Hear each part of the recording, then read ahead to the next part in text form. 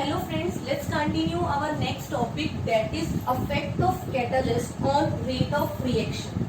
Again this is an important topic. Topic को start करने से पहले हम ये समझते हैं कि कैटलिस्ट होते क्या है.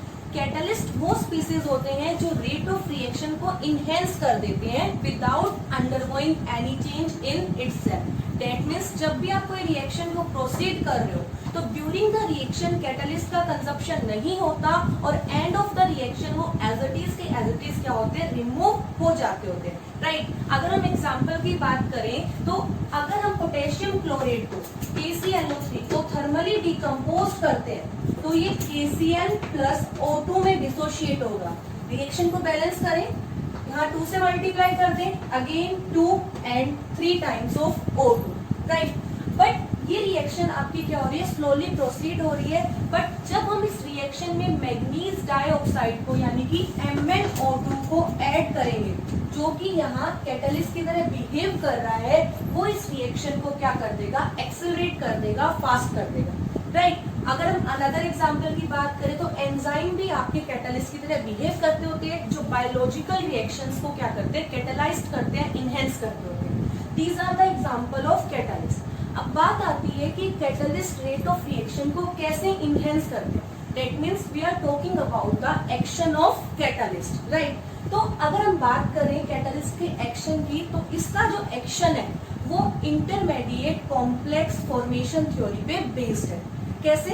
अगर हम कोई एक रिएक्टेंट लेके चलते हैं A और अदर रिएक्टेंट ले लिया B, हमें A को B से रिएक्ट करना है. राइट. और हम क्या करते हैं, इसमें कोई C कैटलिस्ट को हम ऐड कर देते हैं. तो सबसे पहले क्या होगा, जो A और B है वो कैटलिस्ट के साथ बाइंड अप होंगे, यानी कि कैटलिस्ट के सरफेस पे जाके क्या हो जाएंगे, एब्जॉर्ब्ड हो जाएंगे कुछ इस तरीके से. A, B and C. और जो ये कॉम्प्लेक्स बनेगा इसको हम क्या बोलेंगे, इंटरमीडिएट कॉम्प्लेक्स बोलेंगे.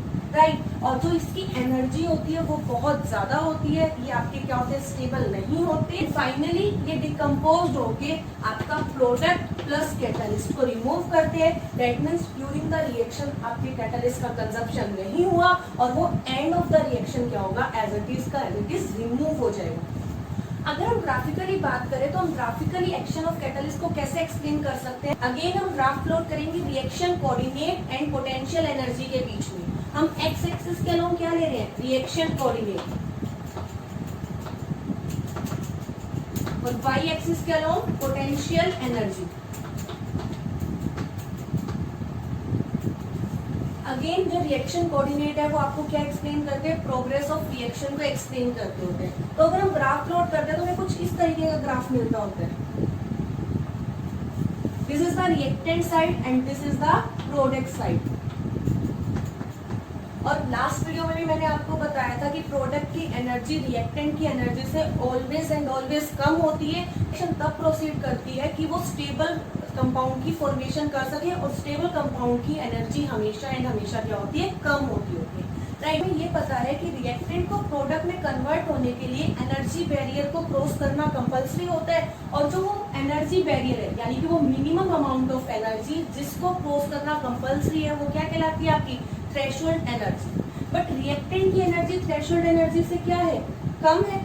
राइट. तो रिएक्टेंट की एनर्जी को थ्रेशोल्ड एनर्जी के इक्वल करने के लिए हम एक्सटर्नली कुछ एनर्जी को प्रोवाइड करते हैं जो कि आपकी एक्टिवेशन एनर्जी कहलाती होती है. राइट. और अगर हम सेम रिएक्शन को कैटलिस्ट की प्रेजेंस में प्रोसीड करवाएं तो आपका कुछ ग्राफ इस तरीके से आएगा.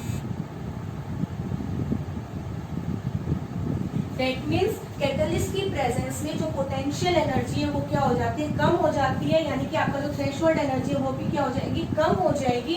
तो अब आपको कम एक्टिवेशन एनर्जी की रिक्वायरमेंट होगी और जितनी कम एक्टिवेशन एनर्जी होगी उतनी ही फास्ट आपकी क्या होगी, रिएक्शन होगी. तो दैट मीन्स हम ये कह सकते हैं कि जो कैटलिस्ट है वो लोअर एक्टिवेशन एनर्जी के पाथ को प्रोवाइड करता है, इसलिए आपकी रिएक्शन क्या हो जाती है, फास्ट हो जाती होती है. इस तरीके से हम एक्शन ऑफ कैटलिस्ट को एक्सप्लेन कर सकते होते हैं. अब हम बात करते हैं कुछ कैरेक्टरिस्टिक्स ऑफ ए कैटलिस्ट की. तो सबसे पहली बात जो आपको कैटलिस्ट की रिक्वायरमेंट होती है ना वो बहुत ही स्मॉल अमाउंट में होती है. तो दैट मीन्स हम ये कह सकते हैं small amount of catalyst is much and much effective. Characteristic की बात करें तो हम ये कह सकते हैं कि एक कैटलिस्ट कभी भी रिएक्शन को इनिशिएट नहीं करता होता, बट ये सिर्फ और सिर्फ आपकी रिएक्शन को एक्सेलरेट करता है। दैट मींस ये रिएक्शन को स्पीड अप कर देता हो। कैटलिस्ट ना तो free energy change of reaction को चेंज करता है और ना ही एंथैल्पी चेंज ऑफ रिएक्शन को अल्टर करता होता है।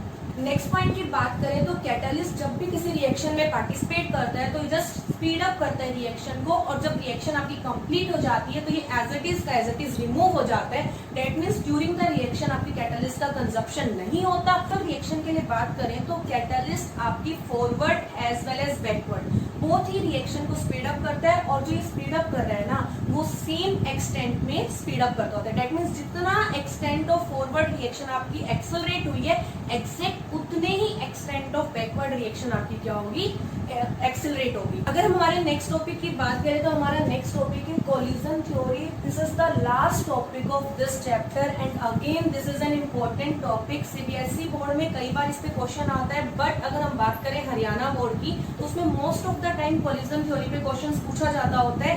कोलिजन थ्योरी है वो काइनेटिक थ्योरी ऑफ गैसेस पर बेस्ड है। तो कोलिजन थ्योरी कहती क्या है? कोलिजन थ्योरी ये कहती होती है कि जब भी आप कोई दो रिएक्टेंट मॉलिक्यूल्स की बात करोगे तो आप एज्यूम करोगे कि वो हार्ड स्फीयर की फॉर्म में है, और जब वो एक दूसरे के साथ कोलाइड करेंगे तभी आपकी कोई रिएक्शन प्रोसीड होगी, अदरवाइज आपकी रिएक्शन प्रोसीड नहीं होगी। This is the main aspect of collision theory, right. अब इसमें एक टर्म आती है that is the collision frequency. तो कोलिजन फ्रीक्वेंसी को हम कैसे डिफाइन कर सकते हैं? This is the number of collision that take place per unit time per unit volume. ऐसा एज्यूम किया जाता होता है कि अगर हम ऑर्डिनरी रूम टेम्परेचर की बात करें तो जो कोलिजन फ्रीक्वेंसी होती है ना रिएक्टेंट मॉलिक्यूल्स की, वो बहुत ज्यादा हाई होती है। अगर कोलिजन फ्रीक्वेंसी ज्यादा है तो हर एक कोलिजन आपका क्या होगा, इफेक्टिव होगा। दैट मीन्स आपकी रिएक्शन क्या हो जाएगी, प्रोसीड हो जाएगी। बट अगर हम एक्चुअल प्रैक्टिस में देखें तो ऐसा नहीं होता, क्योंकि एट रूम टेम्परेचर जो आपकी एनर्जी है रिएक्टेंट मॉलिक्यूल की वो थ्रेशोल्ड एनर्जी से कम होती है, और थ्रेशोल्ड एनर्जी से कम होने के कारण हर एक कोलिजन आपका इफेक्टिव नहीं होता। तो अब हम क्या करते हैं, उसको बाहर से कुछ एनर्जी प्रोवाइड करते हैं। That means we provide the activation energy. Molecule की एनर्जी किसके इक्वल हो जाए, थ्रेशोल्ड एनर्जी के इक्वल, और हर एक कोलिजन आपका इफेक्टिव हो जाए ताकि रिएक्शन आपकी क्या हो सके, प्रोसीड हो सके, राइट। अगर हम क्वांटिटेटिवली बात करें तो हम एक एलिमेंट्री रिएक्शन लेके चलते हैं, A plus B goes to product, right. और हम एज्यूम करते हैं at AB is a collision frequency, small f is the fraction of molecule whose collision is effective। अब आपकी रेट ऑफ रिएक्शन क्या होगी, rate of reaction minus dx by dt is equal to ZAB multiply by F।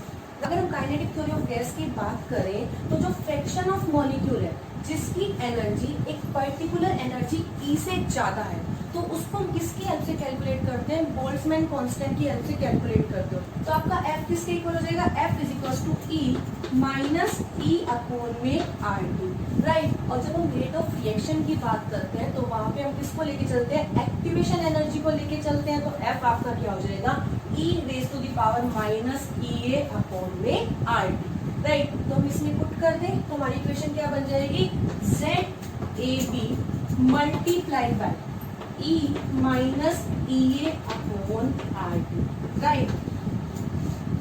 This is the rate of reaction.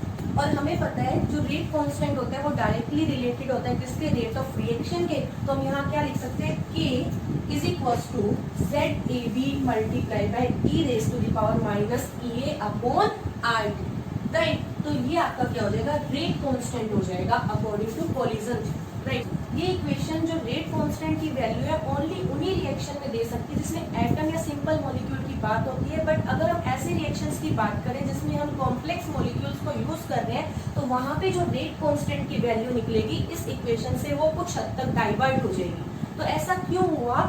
ऐसा इसलिए हुआ कि सिर्फ और सिर्फ एनर्जी फैक्टर ही आपका एप्लीकेबल नहीं होता किसी भी रिएक्शन के लिए। यहाँ पे आपका एक और फैक्टर काम करता है जिसको हम क्या बोलते हैं, ओरिएंटेशन फैक्टर।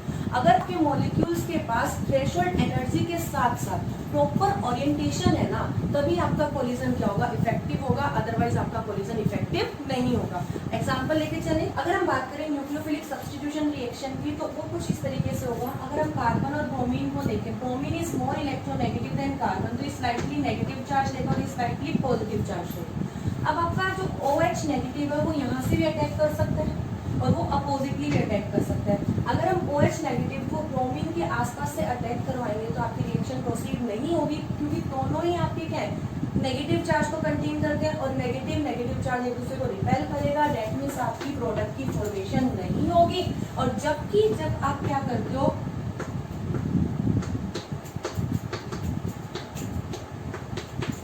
OH नेगेटिव को एग्जैक्ट अपोजिट डायरेक्शन में अटैक करवा देते हो तो कुछ एक इंटरमीडिएट की फॉर्मेशन होगी कुछ इस तरीके से।